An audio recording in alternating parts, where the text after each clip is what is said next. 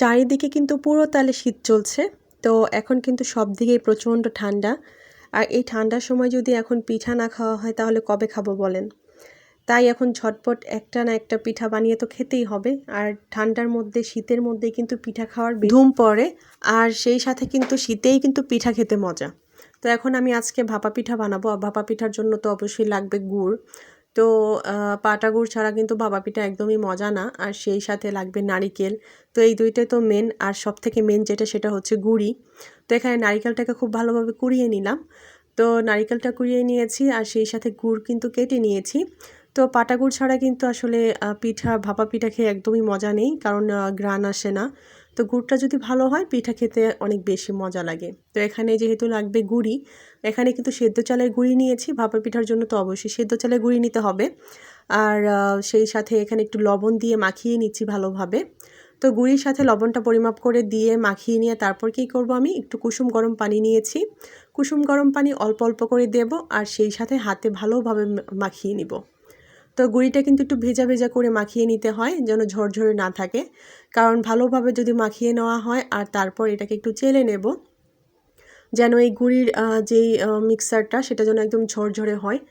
তো এখানে এই যে পানি দিয়ে যে মাখানোটা, এটা কিন্তু আসলে পারফেক্টভাবে না হলে আপনার ভাপে যখন দেবেন পিঠাটা খুব সুন্দরভাবে হবে না। যদি পানি বেশি পড়ে যায় তাহলে পিঠাটা একদম নরম নরম হবে। আর যদি পানি সুন্দরভাবে হয়, সুন্দরভাবে দিতে পারেন, তাহলে ভাপা পিঠাটা দেখবেন একদম সফট হবে, মোলায়েম হবে। তো এই তো আমার কিন্তু পানি দিয়ে হাত দিয়ে মাখিয়ে নেওয়া হয়ে গেছে। এখন যেটা করব, আমি একটা চালনির সাহায্যে চেলে নেব। তো সেটা আমি অফ ক্যামেরাতে করে নিয়েছি। তো চালনির সাহায্যে বলতে একটু মোটা ধরনের চালনি, চিকন চালনি দিয়ে কিন্তু পড়বে না, যেহেতু আপনি পানি দিয়ে এটা মেখেছেন। তো এখানে একটু মোটা ধরনের যে চালনিগুলো আছে, যেগুলোতে আমরা শাক ধুই, তো ওই চালনিগুলো দিয়ে জাস্ট আপনার যে বড় বড় যে খণ্ডগুলো থাকে এখন মাখার পরে পানি দিয়ে যে আমি হাত দিয়ে ডললাম, তারপরে যে একটু বড় বড় খণ্ড থাকে এটা যেন ভেঙে যায়, এটাই হচ্ছে মেন কথা। তো তারপরে আমি এই যে একটা বাটি নিয়েছি।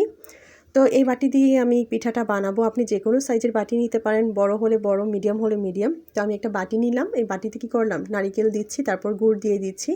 তারপর আমি এটা কিন্তু 2 লেয়ারে দিচ্ছি।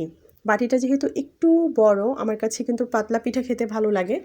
তো তার জন্য কিন্তু বড়র কারণে আমি একটু 2টা লেয়ারে দিলাম। প্রথমে দিয়েছি নারিকেল গুড়, তারপরে গুঁড়ি দিয়ে আবারও নারিকেল গুড় দিয়ে আবার গুঁড়ি দিয়ে তারপরে কিন্তু দিয়ে দিচ্ছি। এখানে একটা নিয়েছি আমি মশারি। তো মশারিটাকে খুব ভালোভাবে ধুয়ে নিয়েছি। মশারির একটা খণ্ড নিয়েছি, যেহেতু পুরনো মশারি অনেক সময় বাতিল হয়ে যায়।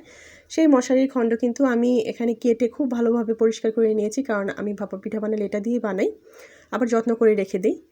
তো দেখুন বাটিতে দিয়ে তারপর আমি এটা খুব সুন্দরভাবে দিয়ে দিলাম।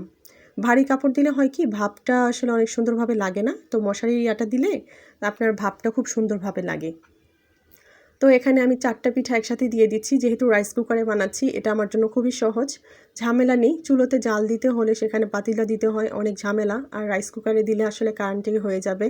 তো এদিক দিয়ে অনেকটাই ঝামেলা ছাড়া খুব সহজেই বানিয়ে নেওয়া যায়। তো দেখুন আমি ভাপে দিয়ে তারপর কিন্তু উঠিয়ে নিচ্ছি, কারণ পিঠা আমার হয়ে গেছে, খুব একটা ঝামেলা হয়নি। তো এইভাবে দেখা যায় যে রাইস কুকারে করতে পারলে যখন তখন বানিয়ে খাওয়া যায়। তো দেখুন পিঠাটা মাশাআল্লাহ অনেক সুন্দর হয়েছে।